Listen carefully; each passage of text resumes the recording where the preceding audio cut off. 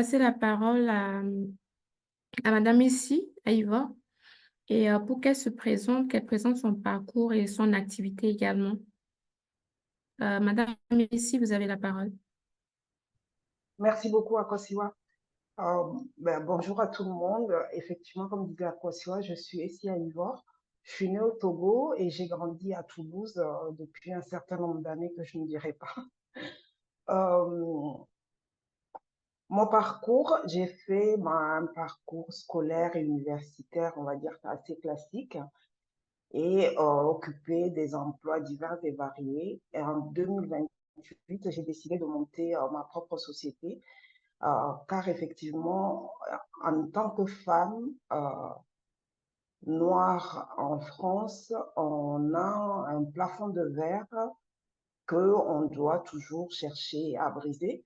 Et moi, ma façon de pouvoir briser ce plafond de verre, ça a été de créer ma propre structure pour pouvoir m'épanouir professionnellement comme je l'entends. Donc, j'ai créé une structure au départ de soutien scolaire qui ensuite est devenue un centre de formation et aujourd'hui, nous sommes également CFA.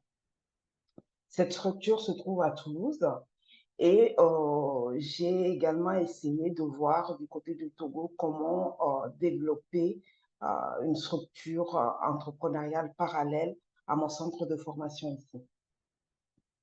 Donc voilà au niveau de mon parcours à peu près.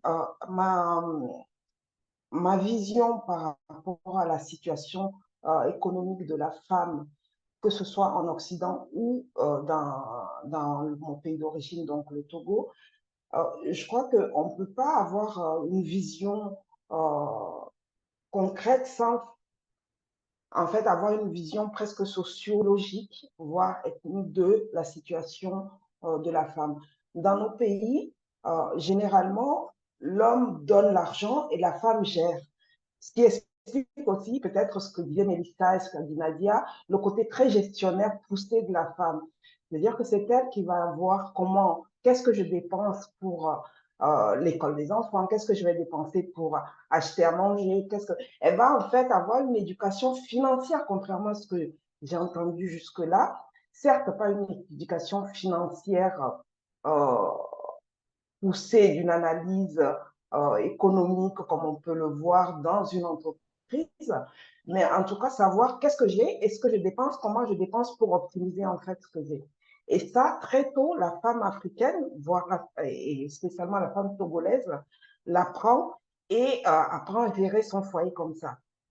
La deuxième chose, c'est que la femme togolaise, spécialement, moi j'ai été expontée en revenant en fait au Togo, parce que ce qu'il faut dire, c'est que j'ai mis quasiment 15 ans entre mon départ du Togo à revenir pour la première fois.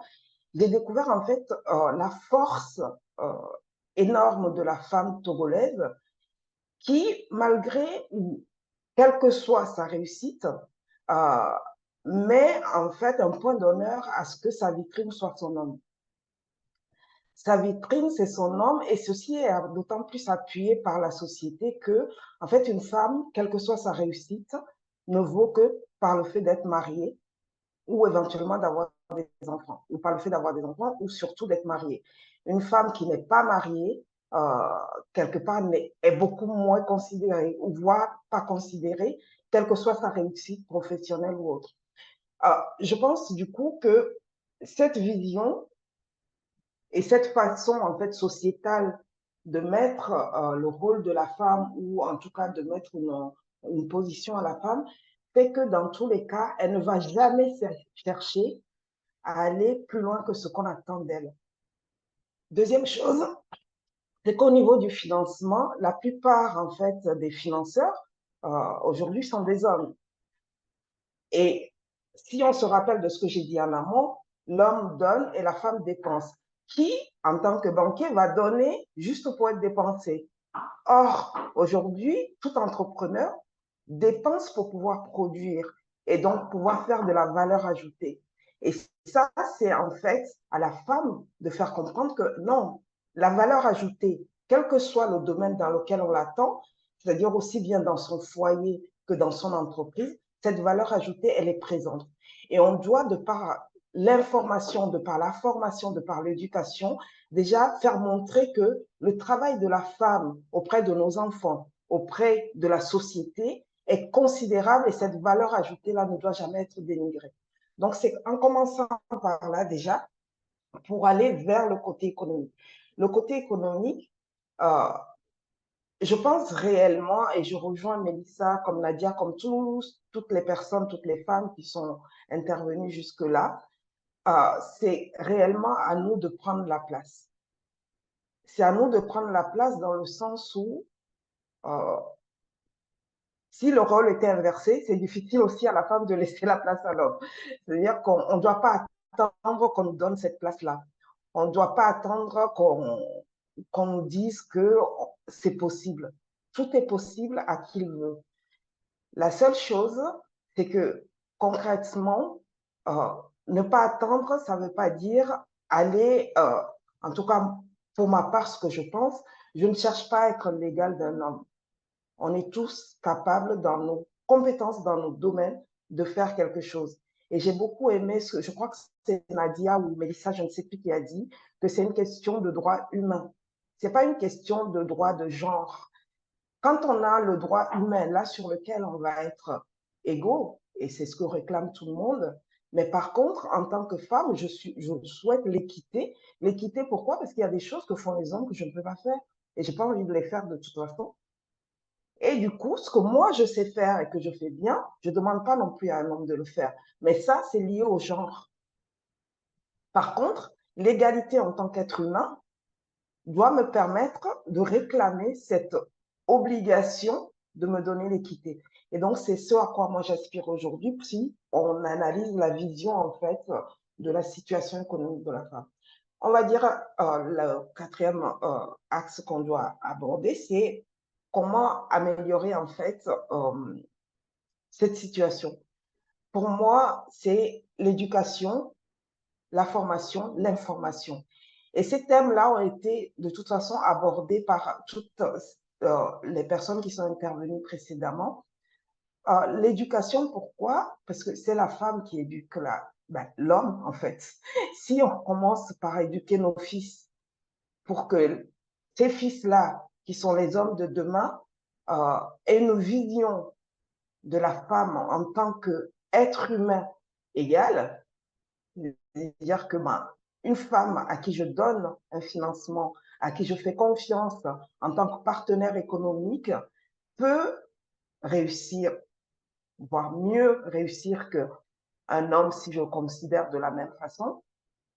Et dans ce cadre-là, pouvoir ne pas se poser la question de est-ce que c'est une femme ou est-ce que c'est un homme, mais me poser la question de savoir, cet humain-là qui souhaite un financement pour avoir une société, est-ce que je peux faire confiance? Est-ce que la personne est viable? Est-ce que le business plan ou le business model qui m'est présenté est viable?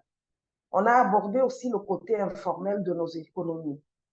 OK, est-ce que finalement, le modèle occidental du côté très formel, c'est ce qui correspond à nos sociétés? C'est vraiment une question aussi à se poser. Est-ce que finalement, ce que je crois, je ne sais plus qui a abordé le fait il y a des façons de fonctionner. Est-ce qu'on ne va pas essayer de comprendre ces façons de fonctionner plutôt que d'appliquer ou de plaquer quelque chose qui peut-être ne correspond pas à nos sociétés. Je n'ai pas de réponse à ce sujet, mais je pense que c'est une réflexion à avoir de façon assez poussée. Donc, en quelques mots, si je dois résumer, mon parcours, pourquoi j'en suis arrivée là, peut-être parce que j'ai eu la chance d'avoir été formée, éduquée, d'avoir eu les informations qu'il fallait au bon moment ou des bonnes personnes. Et je pense que notre devoir en tant que femme, pour toutes qui sont là, je pense avoir réussi dans X ou Y domaine, notre devoir, c'est de montrer et de s'acharner à pouvoir transmettre, informer et former toutes celles qui sont après à côté de nous ou devant nous. Donner l'information pour que ce soit distribué au plus grand nombre et veiller de façon presque viscérale, je dirais, non pas ce que nos filles revendiquent leurs droits, mais que nos enfants comprennent que le droit fondamental, c'est le droit humain, et que la question de droit de la femme ne se poserait pas si cette base-là déjà était présente. Voilà pour moi.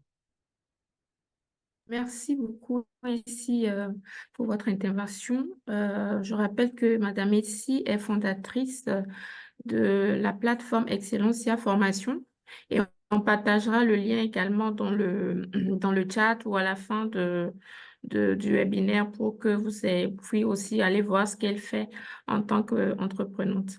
Merci beaucoup.